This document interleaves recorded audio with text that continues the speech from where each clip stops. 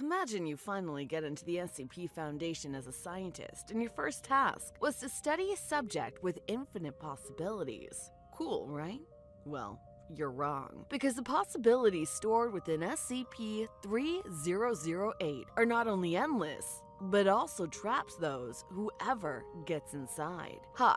My name is Detective Nicolette, and in my hand is the entire encyclopedia of the Endless IKEA, better known as SCP-3008. It belongs to the Euclid class, and the subject is currently owned by the SCP Foundation. The subject is located in a retail park of which the SCP Foundation purchased and converted into one of their sites. Although the number of this site was initially blacked out, but I managed to connect the dots between all their respective sites, and I have determined that SCP-3008 is in fact Site 96. The Foundation also made sure all the public roads that may at one point lead to SCP-3008 were either destroyed or redirected away from the site. And besides the 24-hour surveillance on Site 96, the Foundation's senior head researcher has also forbidden anyone from entering SCP-3008. In the event that a human does manage to exit Site 96, that human must be apprehended and immediately debriefed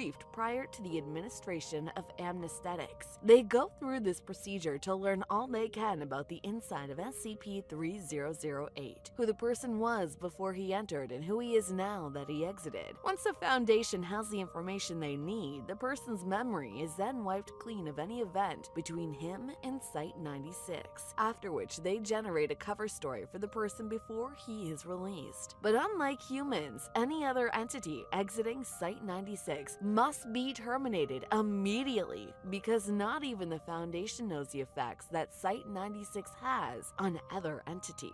SCP, as shown in these shots, appears to be a large retail unit, which was previously owned and branded as IKEA, which at the time was a popular furniture retail business chain. From data collected from the victims of SCP-3008, the Foundation was able to find out that a person who enters the infinite IKEA through the main entrance will immediately be translocated to another dimension called SCP-3008 1.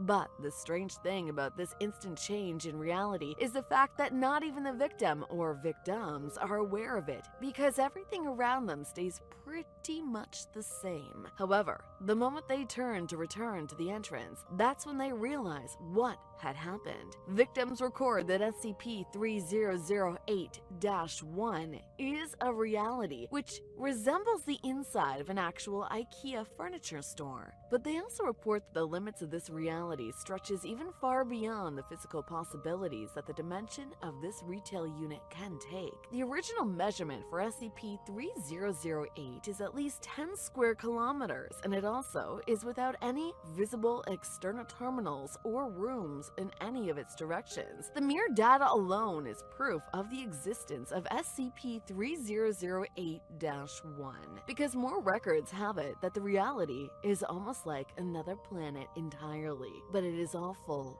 of furniture. The Foundation has even attempted to use laser range finders to test for the limits of SCP-3008-1, but the results came out inconclusive, which led the Foundation to believe that the space may be infinite. Currently, the number of civilians trapped within SCP-3008-1 prior to its containment remains unknown. However, it does seem like the trapped humans have accepted their fate and formed a somewhat rudimentary civilization within SCP-3008-1.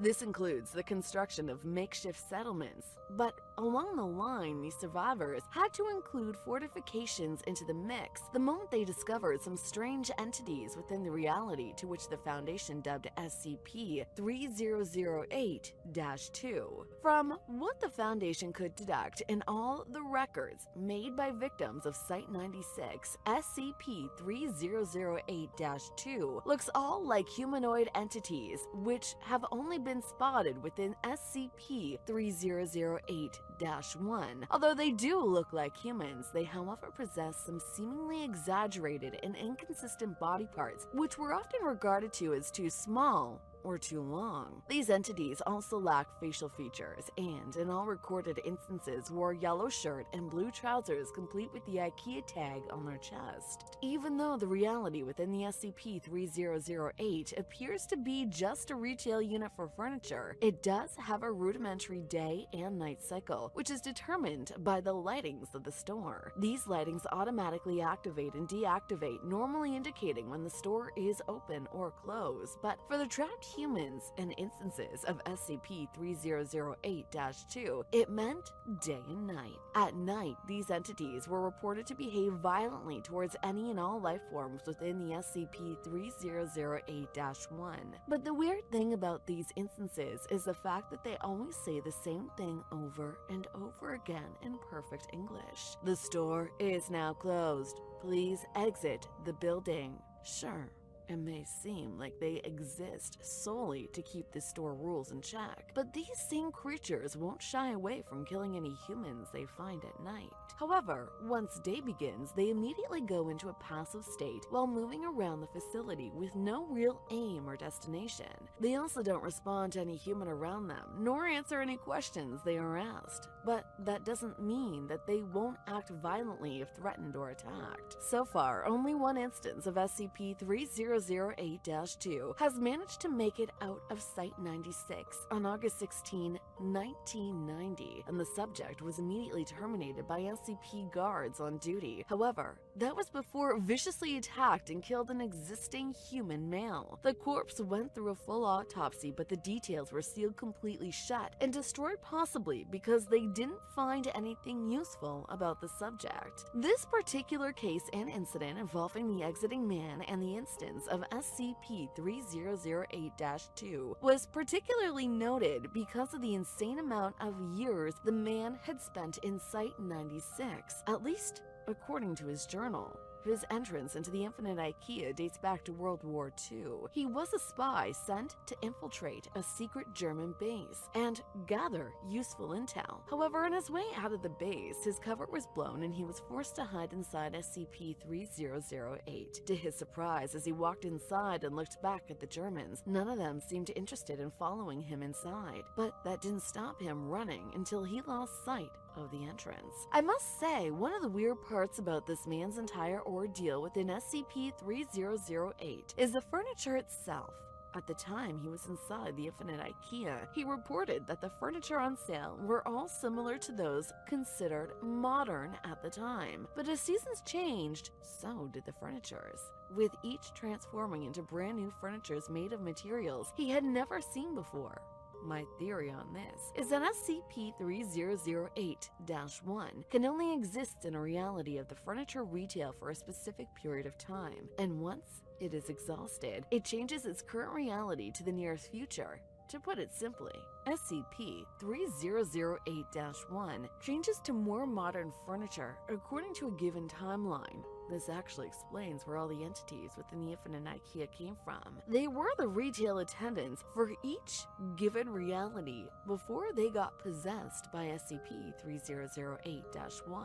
The man also managed to deduce the fact that SCP-3008-1 has about one or more exits located within its endless corridors. However, none of these exits have a specific or fixed location, which makes leaving the Infinite IKEA almost impossible once you're inside. The Foundation also tried a couple of tests. One involving using a different means to enter Site-96, and another involved breaking through the walls. But they all lead to a non-anomalous interior, the actual shop itself, which basically means that SCP-3098-1 only exists at the entrance of this Site-96. Although this subject seems to have a big effect on humans, it does, however, give an opposite effect to other SCP subjects. As former head researcher of the Foundation, Dr. Van Bloom tried to prove in some of his experiments that first involved SCP-096, better known as a Shy Guy, on its initial release into the entrance of the Infinite IKEA. The creature seemed hesitant to go any further. That was until a Class D personnel was forced to look at photos of the Shy Guy before he was thrown into an infinite IKEA, and to everyone's surprise, the Shy Guy immediately went after the Class D personnel within the reality of SCP-3008-1. 8 hours later, the creature walked out of Site-96 as if it was shown the exit by something within. Possible reasons for this include the possibility that the infinite IKEA was created by SCP-001 as a means to trap and feed on humans when he eventually arrives in our reality. And the occurrence with SCP-096 was the safety precautions he created to save the children of SCP-232-7. This particular subject consists of 7 women, all of whom bear his children. I'll do a detailed explanation of SCP-232 in a later video, but for now, you have to understand that creating realities is what the Scarlet King is good at. So, the connection between a retail shop that changes reality and an SCP subject that creates reality seems very likely. Although, the very thought of this does raise some questions like, why make such a powerful weapon in the form of a retail store? Did the Scarlet King create other instances of SCP-3008-1 and disguise them in other important structures? Again, this is just a hypothesis for now, but no real proof tied to it.